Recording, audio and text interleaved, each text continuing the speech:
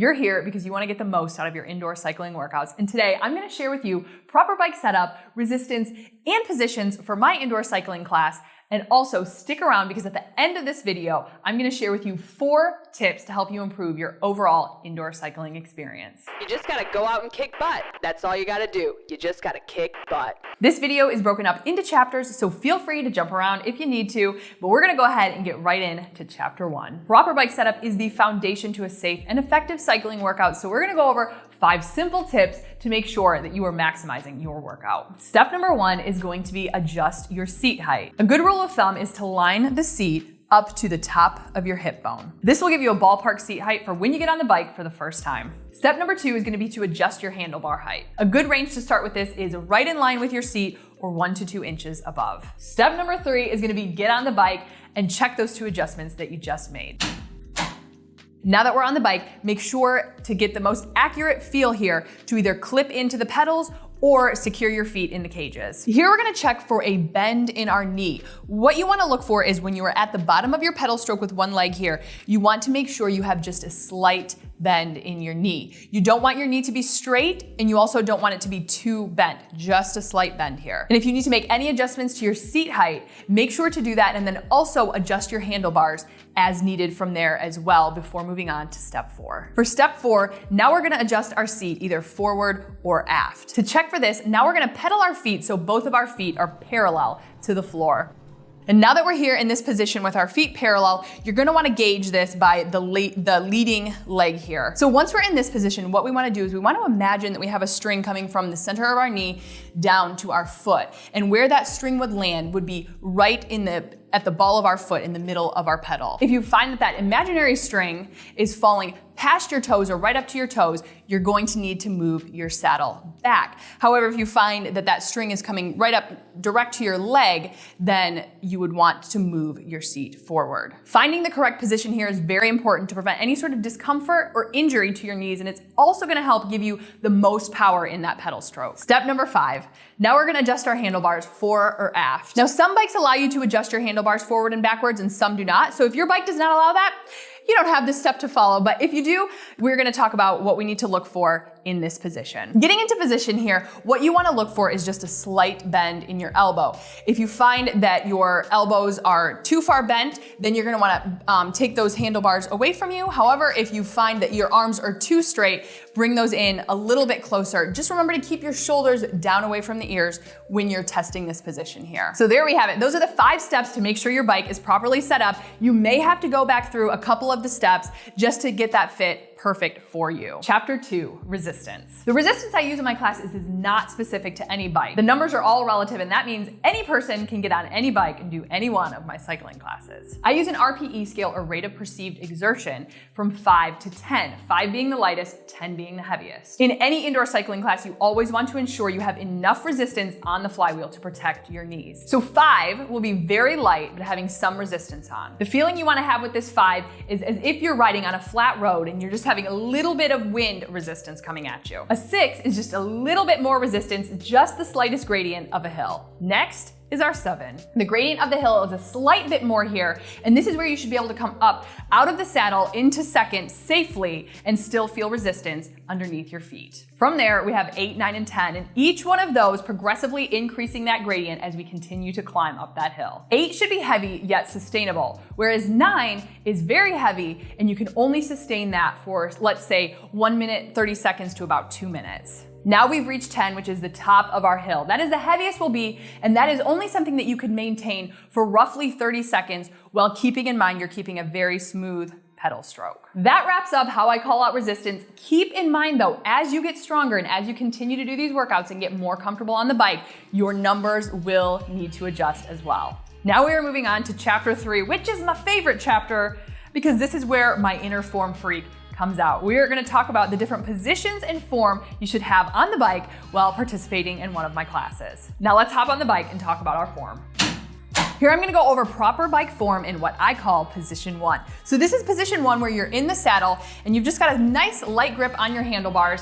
You've got your head up, looking straight ahead, shoulders down away from your ears, your elbows are tucked in, slight grip on the handlebars, again, that slight bend, and if the bike is properly set up, you will have that.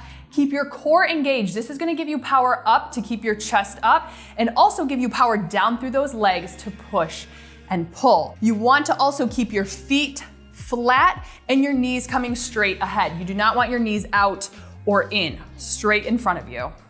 So that is position 1, form talk. Now we're gonna talk about proper form in second position, or our jogging position. So we're gonna bring it right up here. And again, we're gonna be light on our handlebars. Elbows are tucked in, not out wide here. Head is up, shoulders down away from your ears. Core stays engaged. I like to think belly button to spine, keeping those feet flat. One thing that helps me when I'm in second position, because second position is actually the toughest position for me, is high knees here. So I like to think about bringing my knees up. If you find yourself falling into the handlebars, that can really decrease your power. So you wanna keep your chest up here. Now we're gonna move on to our last position here, third position, or our climbing position. This is third position. Hands have just shifted out to the end of the handlebars and your chest comes more over the handlebars here, and you have more power to push and pull. So what we wanna look at here, elbows tucked in, head up, shoulders down, away from your ears, core is engaged, feet stay flat, and you do wanna think of that smooth pedal stroke. You will know if you have too much resistance on if you cannot keep a smooth pedal stroke. Now that we've got the form talk out of the way, let's talk about choreography. On one end, we have team sprint, the lighter resistance and the faster cadence. And on the other end, we have team climb, the heavy resistance and the slower cadence. You may see climbs as either seated, standing, or over the saddle, or in some sort of combination. And then somewhere in the middle of team sprint and team climb, we have tick-tocks, switchbacks, the trio, jumps, and freeze and holds. The first choreographed position that we're gonna talk about is climbs over the saddle. So all we do with climbs over the saddle is we shift our hips back. So here we are in this position. You wanna keep your back flat, core engaged, slight grip on the handlebars, and again, shoulders down away from your ears. You will feel the seat right in between your legs. This is a more aggressive climbing position right here. Really gives you that extra power to push and pull. And from here, let's talk about tick-tocks. Tick-tocks are third, and then taking it back over the saddle. So we tend to do these in counts of 4 during class, and this is what it looks like. So we're in our climbing position, and then we take it back, 2, 3, 4, and up, 2, 3, 4, and back. So here again, we are just shifting our hips, our chest comes over the handlebars, feet stay flat, core engaged, always remaining light on your handlebars. Next, we're gonna talk about switchbacks. Switchbacks are from third position back up to second. Again, we tend to do these in counts of 4. Let me show you what it looks like. Here we are in third, and we take it back, 2, 3, 4, and up, 2, 3, 4, back.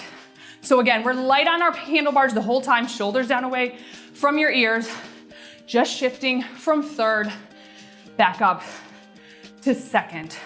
Keeping that pedal stroke smooth and consistent. Let's talk about jumps while we're up. The next move we do quite regularly are jumps. So jumps, we tend to start in the saddle and then we come up for 4. So here we are in second position and we come down, 2, 3, 4, back up, 2, 3, 4, down. Bring it up. Here we are, remaining light on the handlebars. Chest is up. Use your legs to lift you, leading with your head. Don't come down and try to stand up.